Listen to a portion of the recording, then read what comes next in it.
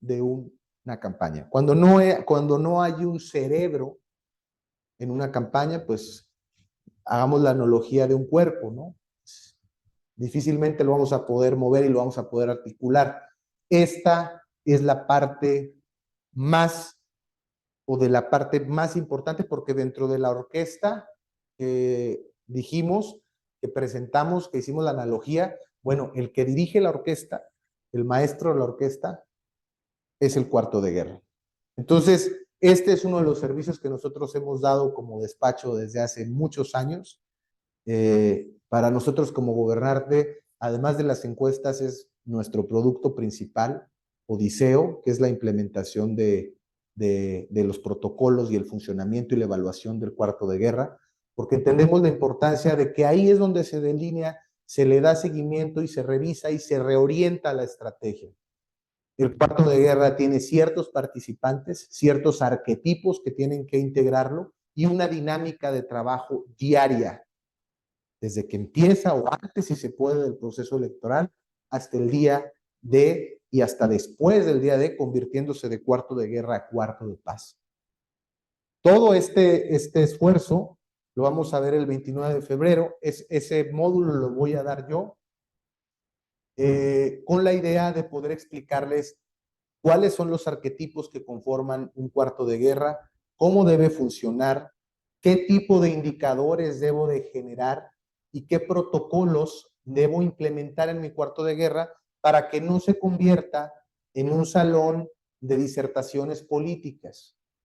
Nosotros hemos llegado a diferentes equipos de campaña y en el cuarto de guerra pues son salones de café, ¿no? Se delinean algunas cosas, pero sin método, sin protocolo, y eso hace perder mucho tiempo y tal vez desorienta en vez de orientar, aunque esté formada por gente muy experimentada, le quita a la estrategia en vez de darle. Cuando no hay sistema, les vamos a explicar en este módulo qué hace Odiseo, cuáles son los integrantes de un cuarto de guerra y cuáles serían las dinámicas más propicias, más idóneas para poder deliberar el rumbo estratégico a través de esto, que para nosotros es el cuarto de guerra y es la parte que orquesta a los 9 reinos y se consolida como un reino en sí.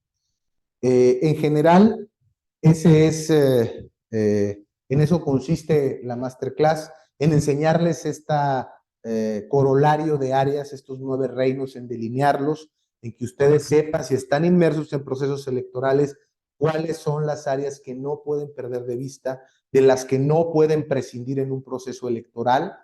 Y bueno, para mí es un gusto y un honor estar con ustedes, poder compartirles esta que es parte de nuestra experiencia como despacho, pero ahora le pediré a Maite, que nos está ayudando por ahí en la organización de esta masterclass, que les pasemos a ustedes la palabra y contestar algunas de las preguntas que ustedes tengan acerca de lo que acabamos de ver.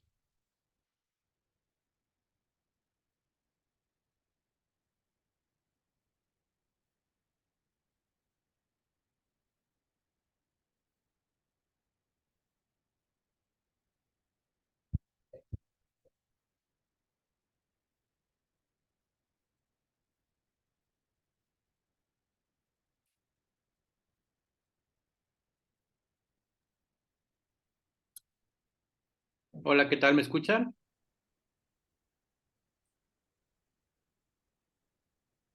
Yo alcanzo a escuchar algo. Adelante. ¿Te escuchamos? Hola. Quería ver si me podías abundar un poquito en la diferencia entre estos dos conceptos, que uno es la comunicación como la conocemos, tal, enfocada a cuestiones de medios de comunicación y esto, a la comunicación política y cómo los lenguajes pueden ser parecidos, pero a la vez son diferentes.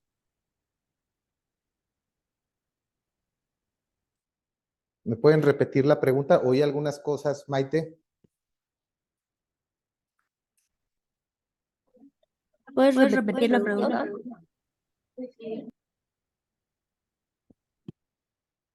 ¿Ahí me escuchan? Ahí ya, sí, te escuchamos. Ok. Pues, ¿me podrías abundar un poquito en las diferencias o en las coincidencias que existe entre la comunicación como la conocemos o como la entendemos en la comunicación dirigida hacia los medios o hacia las redes sociales y en la comunicación política, ¿no? Estrictamente de carácter político? De acuerdo. Es una muy buena pregunta. Yo he trabajado en medios de comunicación y he trabajado en la parte política. Y aunque pareciera que estamos conviviendo en el mismo escenario, pareciera que hablamos diferentes idiomas. Por ejemplo, el comunicador del político. El comunicador, ¿qué quiere? Quiere nota. ¿Y el político qué quiere? El político quiere presencia, posicionamiento. Entonces, evidentemente juegan en la misma área la comunicación, los comunicadores y los políticos, pero tienen objetivos distintos. La responsabilidad, en primera instancia, es del político. El político tiene que dar nota. Los medios no van a llegar a la campaña solo por el hecho de que seas candidato, llegarán una o dos veces, pero si no eres capaz de tener una comunicación efectiva y tocar los puntos sensibles que le duelen a la sociedad, o tener una estrategia persuasiva que incluya la estrategia de generar la atención de los medios de comunicación. Y pongo el ejemplo de las mañaneras, que a algunos nos podrán gustar, a otros no, pero la estrategia ha servido para posicionar. Ahí es cuando se delinea y se entreteje esta parte de la que tú nos preguntas, de lo que es la comunicación política per se, a lo que es la comunicación social o los medios de comunicación en general.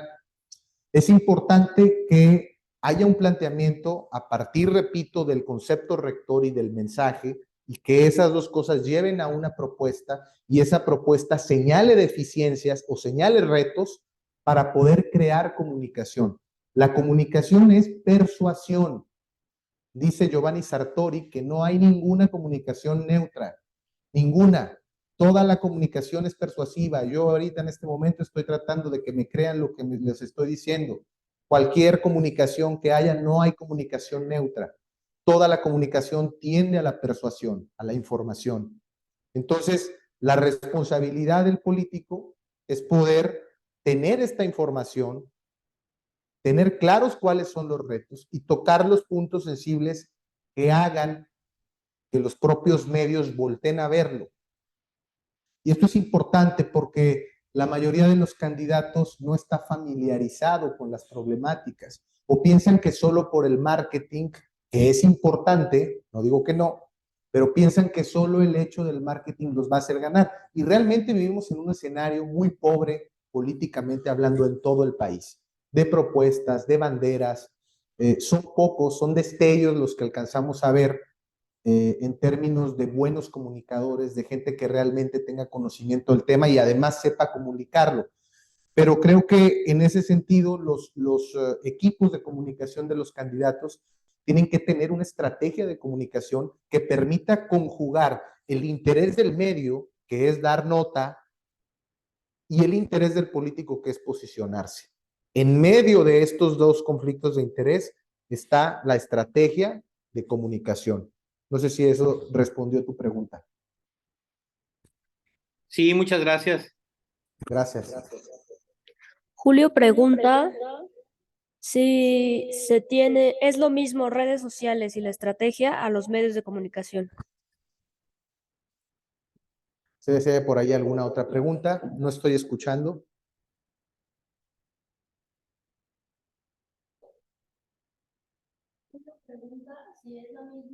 Estrategia de medios de comunicación con la de medios digitales, Okay. redes sociales. Julio. Perfecto, Julio. Si es lo mismo la estrategia de comunicación y la estrategia digital. Vamos a decir, van de la mano, van de la mano. En términos macro, debe responder a las mismas directrices, debe centrarse en el propio concepto rector y en el mensaje que derive de la creación de ese concepto rector, pero las redes sociales son medios de distribución. Y creo que así es como tenemos que concebirlos. Si no tenemos la materia prima o la estrategia, ¿qué vamos a distribuir? Y luego, ¿cómo lo vamos a distribuir? Repito, los medios digitales son medios de distribución. ¿Qué tienen estos medios de distribución? Públicos y formatos diferentes. Entonces, yo no voy a agarrar mi concepto rector haciendo una estrategia y voy a tratar de filtrarlo de la misma manera en cada red social, porque cada red social responde a un target y a una estrategia diferente y a un formato diferente. Entonces, tomando en cuenta que los medios de comunicación son, o los medios de información, las redes sociales son medios de distribución, yo tengo que tener clara en mi estrategia de comunicación cuál es el vehículo y el target al que voy en cada uno de estos medios de distribución. Y dentro de cada medio hay múltiples targets.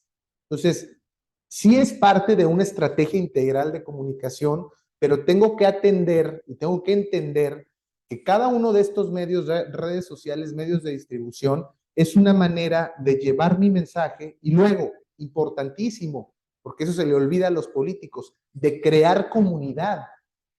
El tema de las redes sociales es que no solo es una comunicación unidireccional, y lo estamos viendo nosotros y ustedes aquí. Podemos tener preguntas, podemos tener respuestas, podemos tener interacción, podemos tener comunicación. Entonces es muy importante toda esa bajada del concepto rector de comunicación en llegar, que el mensaje llegue al medio adecuado con el formato indicado, al target que quiero llegar. Repito, quien comunica a todos o está en una estrategia de tratar de comunicar a todos, en términos reales no está comunicándole a nadie. Si yo necesito mandar un mensaje hacia los jóvenes, hacia los centennials, ¿qué red social voy a utilizar a los centennials? Ustedes lo saben, TikTok. Tengo que ir a TikTok, pero además no puedo subir el video burdo de televisión a TikTok. Tengo que adaptarlo al formato que la gente de TikTok ya consume. Y ese es el trabajo del equipo digital y es lo que Maite nos va a estar explicando en ese tema. Para responder a tu pregunta y englobarlo en una respuesta final, sí es parte de la misma estrategia, pero cada medio cumple una función distinta. Cada red social tiene un target. Tienes la oportunidad de crear comunidad y militancia en cada red social, pero tienes que adaptarte tú a los formatos de cada una de ellas, no al revés.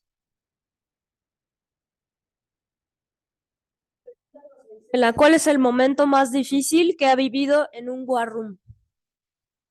Sí, ¿cuál es el momento más difícil? Dice Rosa Isela, que he vivido en un war room, la derrota. Sin duda, cuando estás en un proyecto, te comprometes con un proyecto, el momento más difícil siempre es cuando llega la derrota y pues ya sabes, las caras largas, pero nosotros como consultores, nosotros estamos más allá de la derrota, tenemos que ir con el candidato y decirle, oye, necesitamos seguir trabajando para poder darte una salida comunicacional digna y que tengas la mejor negociación, incluso habiendo perdido. La derrota es triste, pero bueno, de las derrotas también todos lo sabemos como seres humanos, de todas las derrotas aprendemos mucho. Y también otro momento difícil en el War Room es cuando llegamos a instalar el War Room, porque regularmente llegamos con una metodología, llegamos callando gente, porque luego hay gente que quiere hablar una hora en el cuarto de guerra y una hora es lo máximo que puede durar una sesión de cuarto de guerra.